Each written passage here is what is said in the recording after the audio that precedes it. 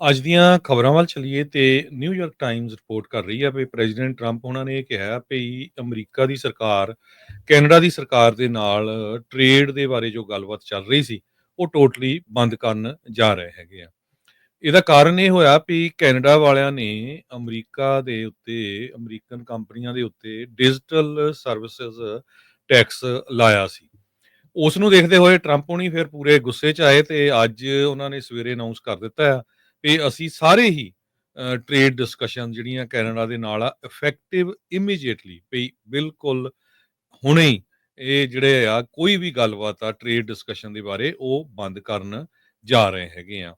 Trump ਉਹਨਾਂ ਨੇ ਇਹ ਕਿਹਾ ਵੀ ਇਹ ਇੱਕ ਤਰ੍ਹਾਂ ਨਾਲ ਬਹੁਤ ਵੱਡਾ ਅਟੈਕ ਆ ਸਾਡੇ ਉੱਤੇ।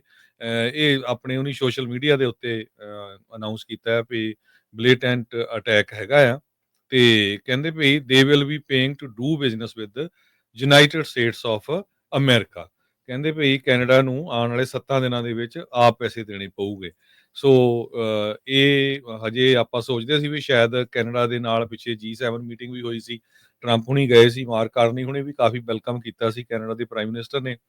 ਪਰ ਹੁਣ ਦੋਨੋਂ ਨੇਸ਼ਨ ਜਿਹੜੇ ਆ ਇੱਕ ਤਰ੍ਹਾਂ ਦੇ ਨਾਲ ਟ੍ਰੇਡ ਡੀਲ ਦੇ ਵਿੱਚ ਪੂਰਾ ਡੈਡਲੌਕ ਹੋ ਗਿਆ ਹੈਗਾ ਆ। ਸੋ ਆਪਾਂ ਪਹਿਲਾਂ ਵੀ ਬਹੁਤ ਸਮਾਂ ਖਬਰਾਂ ਕੀਤੀਆਂ ਵੀ ਕੈਨੇਡਾ ਦੇ ਨਾਲ ਇੰਨੇ ਵਧੀਆ ਰਿਲੇਸ਼ਨ ਰਹੇ ਅਮਰੀਕਾ ਦੇ, ਪਰ ਕੁਛ ਜਿਹੜੇ ਇਕੋਨੋਮਿਸਟ ਆ ਉਹ ਸੋਚ ਰਹੇ ਆ ਵੀ ਬਹੁਤ ਬੈਕ ਆਪਾਂ ਚੱਲ ਗਏ ਆ, ਦੋਨਾਂ ਮੁਲਕਾਂ ਦੇ ਲਈ ਜਿਹੜਾ ਇਹ ਫਾਇਦਾ ਨਹੀਂ ਹੈਗਾ। ਸੋ ਇਹ ਲੇਟੈਸਟ ਅੱਜ ਜਦੋਂ ਆਪਾਂ ਅਪਡੇਟ ਅਮਰੀਕਾ ਖਬਰ ਕੀਤੀਆਂ ਸੀਆਂ ਉਸ ਤੋਂ ਬਾਅਦ ਇਹ ਅਨਾਉਂਸ ਕੀਤਾ ਗਿਆ ਟਰੰਪ ਹੋਣਾ ਵੱਲੋਂ। ਜੀ ਬਿਲਕੁਲ। ਸੋ ਹਰ ਤਰ੍ਹਾਂ ਦੀ ਟ੍ਰੇਡ ਟਾਕ ਸਮਾਪਤ ਆ।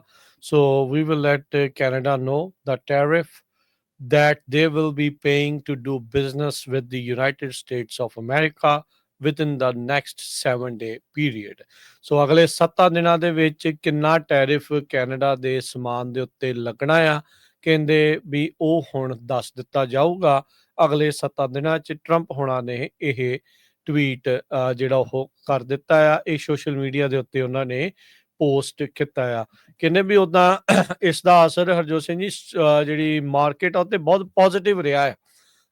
ਜਦੋਂ ਉਹਨਾਂ ਨੇ ਕਿਹਾ ਵੀ ਉਹ ਜਿਹੜਾ ਸਰਵਿਸ ਟੈਕਸ ਨਹੀਂ ਲੱਗਣਾ, ਜਿਹੜਾ ਡਿਜੀਟਲ ਸਰਵਿਸ ਟੈਕਸ ਲੱਗਣ ਦੇ ਕਰਕੇ ਜਿਹੜੀ ਗੱਲਬਾਤ ਉਹਨਾਂ ਨੇ ਸਮਾਪਤੀ ਕਰ ਦਿੱਤੀ, ਉਹ ਜਿਹੜੀ ਸਟਾਕਸ ਦੇ ਉੱਤੇ ਪੋਜ਼ੀਟਿਵ ਅਸਰ ਜਿਹੜਾ ਆ ਉਹ ਪਿਆ ਹੈਗਾ ਆ। ਸੋ ਇਹ ਸਾਰੀਆਂ ਚੀਜ਼ਾਂ ਇਸ ਟਾਈਮ ਇੱਧਰ ਜਿਹੜੀਆਂ ਉਹ ਚੱਲ ਰਹੀਆਂ ਨੇ।